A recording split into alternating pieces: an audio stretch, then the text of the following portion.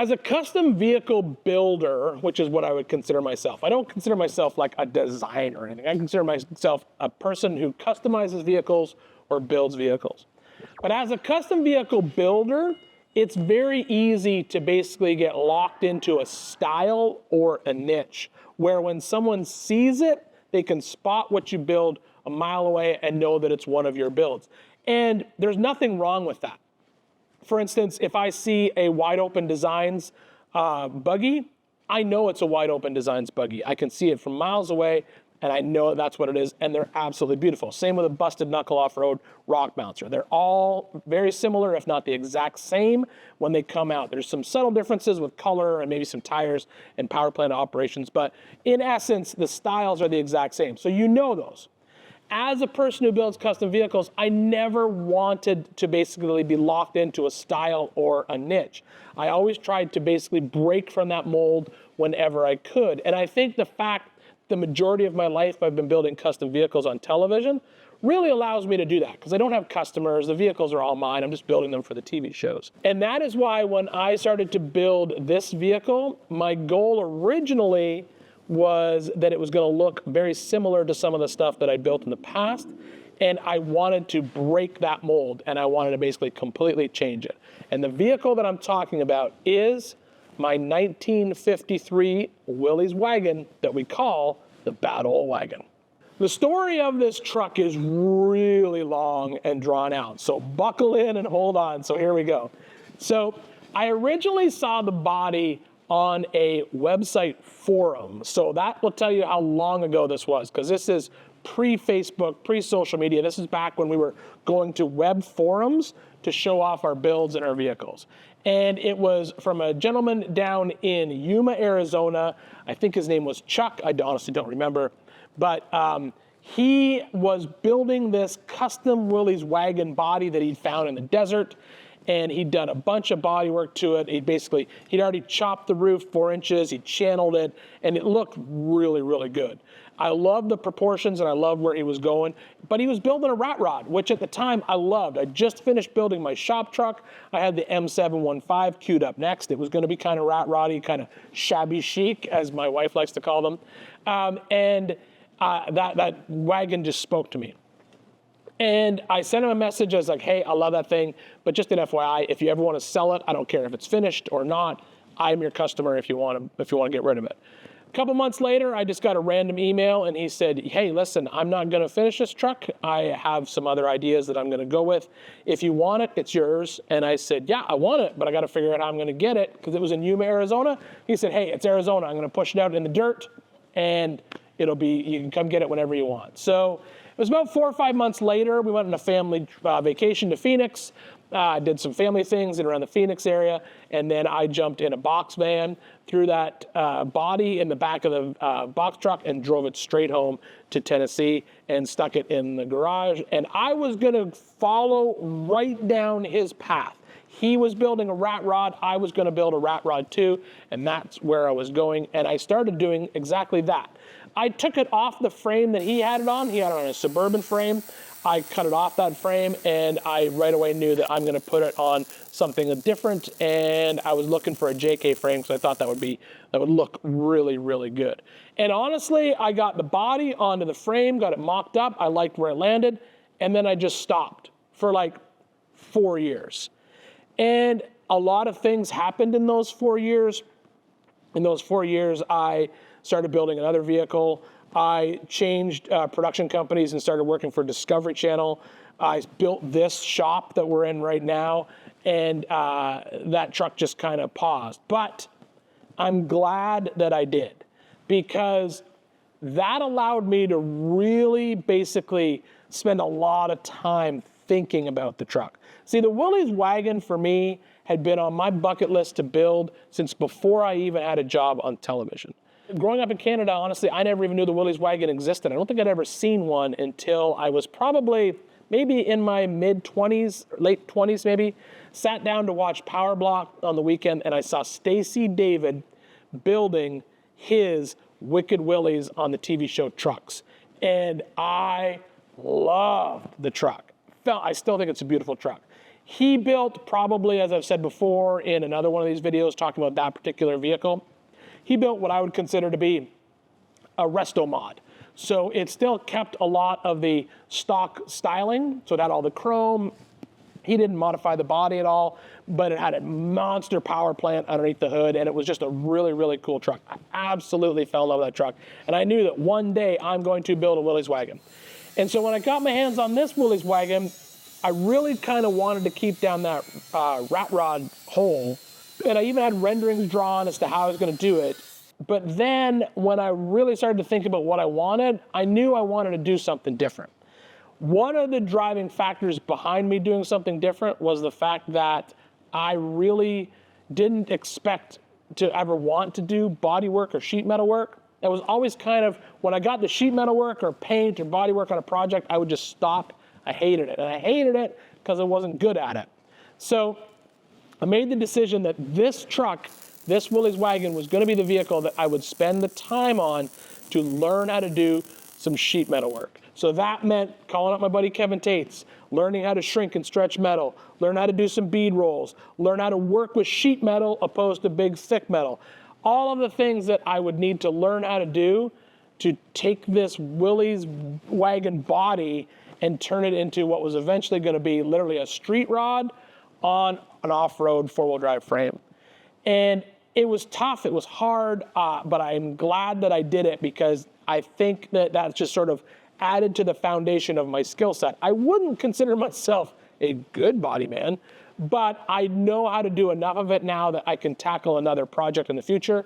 And I would be confident to say that I could do sheet metal work to the point where I could do the sheet metal, do the filler work, and paint the vehicle. That's the one thing I want to do next, is paint something. So I'm probably going to lean on my buddy Kevin Tates again. It's actually going to be that truck right there. That Comanche, one of the reasons why it got stalled was the same thing.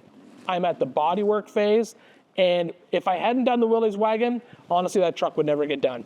Now I know how to do what I want to do. So back to the story of the truck. So I decided to basically build the vehicle, and it was going to be a street rod, and I spent a lot of time working on it, and a lot of effort went into the body and the body work and the sheet metal, and I was able to meet my good friend Jeremy Winters, who was able to do all the filler work and just made it look absolutely beautiful.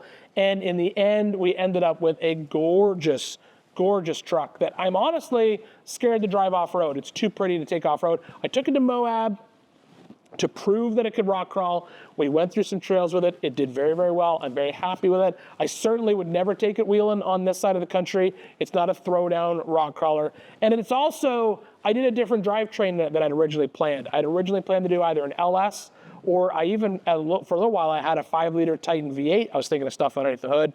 I ended up going with the Cummins R2.8, the Tremec 4050 manual transmission, and it's just the perfect package for that little Willys Wagon. And that is another reason why I'm glad I waited to build it. So the specs for the Willys Wagon are actually pretty tame because it's sitting on a Jeep JK chassis, and I didn't change the chassis at all. It is a bone stock chassis. I cut a little bit of the front off, and I did a Savvy off-road bumper in the rear, so the rear is kind of tucked up a little bit, but the wheelbase is stock JK, so it's a 116-inch wheelbase. It's sitting on a set of 37-inch tall tires. It's got the Cummins R2.8 underneath the hood, backed with the Tremec 4050 transmission, and then behind that is an Atlas transfer case with a 3.8-to-1 low-range ratio. It's got Spider Trax axles, both front and rear, with 456s in them, and the front is a true high 9 with an air locker, and the rear is a mechanical locker, low pinion Yukon nodular iron dropout. It has kingpin front knuckles instead of the Spider Trax unit bearings that I would normally use because I wanted that sort of old style underneath the hood. The suspension is a metal cloak, off the shelf, 4.5-inch suspension lift. And then what I did is I modified the body to fit the wheelbase. So from the factory, the Willys Wagon rear tire is kind of sucked up towards the door, but by putting the body onto the JK chassis, I had to move the wheel well back. And when I was doing that, I was trying to figure out how I was going to make all the sheet metal work because I had to recreate some body lines. And when I was measuring the body lines to figure out what the offset was going to be to roll out some sheet metal on my bead roller, I realized that it was 3/16 of an inch. And that got me thinking, wait a minute, what if I just integrated all the armor into the body of the vehicle and just made it at a 3/16. So all the new body lines on the vehicle, so along the rocker panel, up on the front where it meets the fender, where the Cummins logo is, up where it goes up over the rear tire and ties in with the tube fenders that I put on the back, that is all 3/16 plate. So I, in essence, have like an entire, basically, armor built into it. Even though it's painted and finished out in the same color as the body, you don't really see it. I know that it's there because I built it, but for the person just looking at it, you would just think that it's regular sheet metal. Jeremy did a great job blending those two things together. The rest of the specs on the truck are, 53 Willys Wagon. I ended up doing a TJ front clip that I had to modify heavily to work, and a set of metal cloak fenders. And then all of that, the bumpers, the fenders, and the wheels are powder coated a root beer metal flake. And then we took that powder coat sample, sent it off to the people at Revolt Paint, and they were able to make a matching paint for me. And then we painted the roof in the root beer metal flake to match all of the powder coat. The firewall is a root beer metal flake as well, but it has a flat clear. And then the body is a satin white with a satin clear. So to give, just basically that matte clear look. It's absolutely beautiful. That was a mistake because the first time I took it out four-wheeling, my good friend Jeremy said, "Oh, Ian, please don't scratch it." And I said, "Well, what do I do if I do scratch it? Because this paint is beautiful." And he said, "If you scratch it, we have to repaint the whole truck. There's no buffing out a scratch in a matte clear." So that's one of the reasons why I don't think I'll ever take it off-road again. It's too beautiful, to be honest with you. It's nice knowing that I can take it off-road, but I don't plan to. When I got the vehicle, one thing that was weird about it was it had like a 80s sunroof in it, like those pop-top glass sunroofs. And I always knew that I was gonna have to do something about that because I didn't want that in there. And I went back and forth about basically welding in a panel and dealing with all that. I even looked at a whole roof skin for the Willys Wagon to change that out. And then I ended up doing a legacy sunroof, full folding rag top on that vehicle. And I absolutely love it. I think it really sells that old school hot rod vibe on that truck. It's absolutely beautiful. So some funny stories about the Willys Wagon. Probably the first one was when I first got it into my shop at the house. So that's when I first got it back from Arizona. I was looking at it, and I started doing some work on it, and he had it welded to a Suburban frame, literally welded to the frame. And I didn't want that. I knew I was going to be changing the frame anyway. So I started cutting out that Suburban frame. And then I started looking, and I noticed that he had, when he channeled it, he'd cut out basically all of the inner structure of the vehicle. So the entire body was being held together just by the exterior sheet metal from basically the center body line down. There was no internal structure, so it was basically just sitting there and shaking all of its way back from Yuma, Arizona to Nashville, Tennessee. And I'm very fortunate that it didn't just crumble because the body was not in good shape. There's a lot of rust in the body and a lot of basically pinholes and issues and just age. So I had to weld all that structure back in before I could even start working on the vehicle. And that was before I really understood sheet metal. And I may have put a little bit too much heat into some of the panels and warped them. And that actually came back to bite me a little bit later when I was working on the project. But it did teach me how to deal with warped sheet metal on a vehicle. So lesson learned, education isn't cheap. One other funny story about the Jeep is I broke my basically cardinal rule for that vehicle. I kept saying that vehicle was going to be the vehicle that I didn't drive until it was 100% finished. And I wanted to take it to Easter Jeep, and so I took it to Easter Jeep, and it wasn't 100% finished, and it still hasn't been to this day. So it's on the list to come back in the shop. I need to finish the dash, get the gauges in it, get the rest of the interior knocked out, and that's kind of just been an issue. I'll take it to Cars and Coffee, and the inside, literally, there's just wire everywhere. There's really no dash in it, and that's something I need to deal with here in the near future. Maybe I'll tackle that at some point in time this year, just to get that finished off completely and out the door.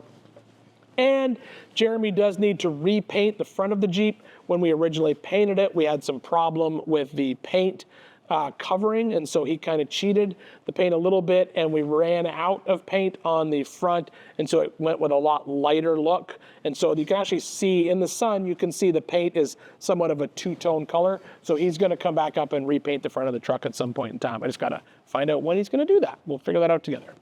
Cost to build the Willys Wagon, that one is going to be astronomical just on the labor. There's a lot of great parts in it. You know, the Cummins R2.8, the Tremec 4050, the Atlas, the Spider Trax axles. There's a lot of really good stuff in there. But honestly, that truck is all labor and material. So I would say if you wanted to build that truck tomorrow, you're going to spend $150,000 to $200,000 to recreate that truck. And a lot of it's just going to be paying professionals to do what they do best. If you're going to pay Jeremy to do that paint job, it's probably going to charge you $30,000, $40,000, $50,000 to do all the body work and paint that truck. He didn't charge me that because we're good friends, and I was able to do a lot of the sheet metal work ahead of time. If you were to do all that work yourself, you could probably knock that truck out for maybe half that. There's probably about $60,000 worth of parts in that truck. But to get that thing to the level that I have it at, you're going to spend that $150,000 to $200,000 all day long. And it's worth it. It's a different type of off-road rig.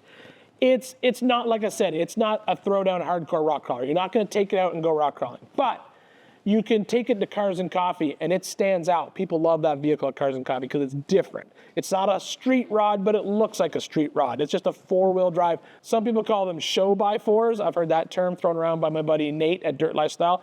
I think that's a good term to basically use for it. It's basically a show four-wheel drive. It looks amazing. It's a show car that happens to also be a four-wheel drive car. And I love owning it.